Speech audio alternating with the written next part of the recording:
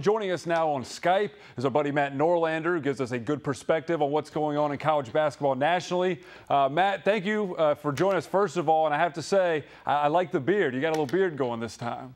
Okay, well, first of all, last time I was on, thank you for having me back on. I appreciate it. It was much worse than this. Is like 5.5, 6 days. It's not really grown in there. I gotta have to shave in like 3 days when it gets bad.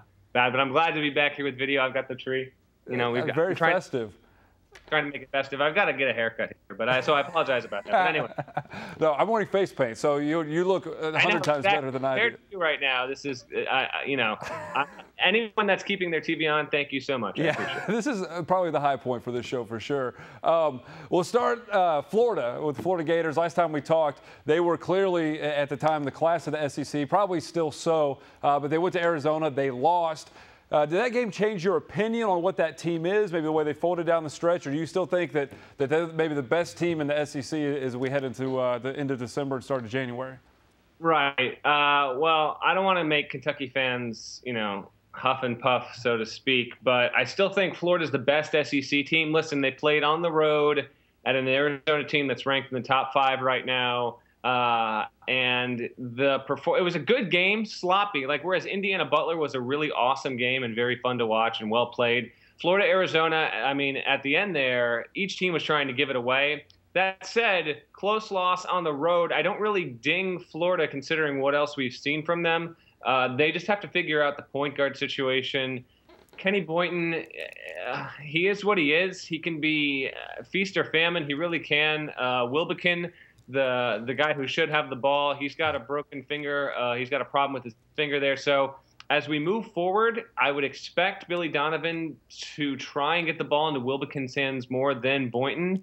That might be the one thing that prevents Florida. If that doesn't happen or if it doesn't quite work fluidly, that might be the one thing that prevents Florida from becoming a clear-cut top of the SEC team. Still plenty of time left, but just because they lost close game on the road at a good team in Arizona, not a great team, but a good team, I don't really take too much away from the Gators. Well, another team, you mentioned Indiana. They lost a close game to Butler.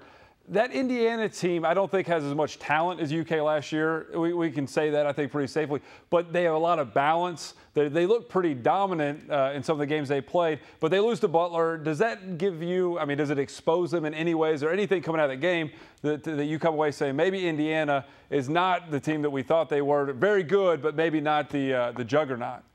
Right. Okay, so Indiana, a lot of people were very high on at the start of the year. I liked them. I wasn't. A lot of people wanted to say that it was clearly Indiana and then maybe just Kentucky and then Louisville right below them, but there might have been a line separation. I wasn't ready to go there, primarily because of the Hoosiers' defense.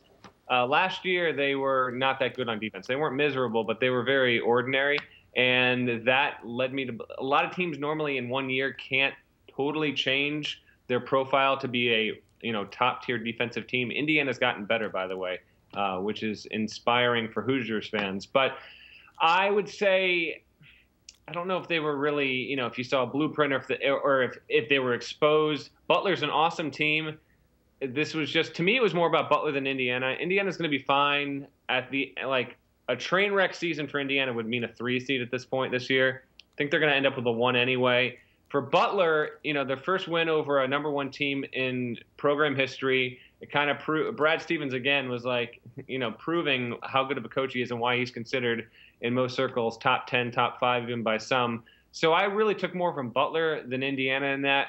But obviously your viewers will see that and realize that Indiana's not an elite team. That the top of college basketball, for better or for worse, and plenty will say for worse, and they're right for it.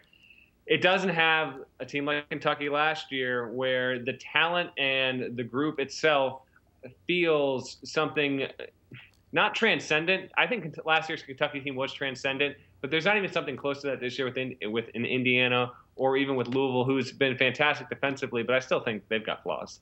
Now, that Louisville team next Saturday plays Kentucky. The Cats have Marshall this weekend, who's a pretty good team. But everybody's already focusing on that Louisville game. When you look at that matchup, the Cards are down Gorgie Jang, but they are an aggressive defensive team. They capitalize on turning team. I think 1 out of 3 possessions lead to a turnover. They get easy baskets. Kentucky still seems to be figuring things out. When you look at that matchup, what are the things that are maybe concerning for Kentucky, or areas where you think they have an advantage heading into play the Cards? They could.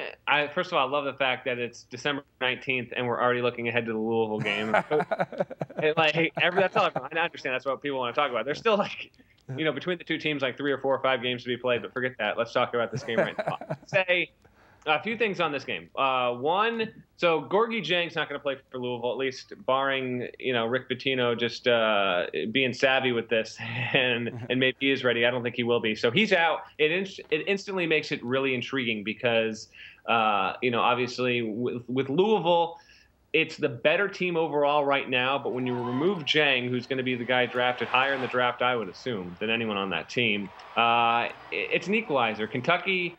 It's incredible. I'm here in Connecticut. I have to write and cover the sport nationally, look around. Kentucky is oddly quiet right now, more than I can ever remember this team being with Calipari there. And yes, some early season losing, and this freshman class not really making its mark yet will lead to that.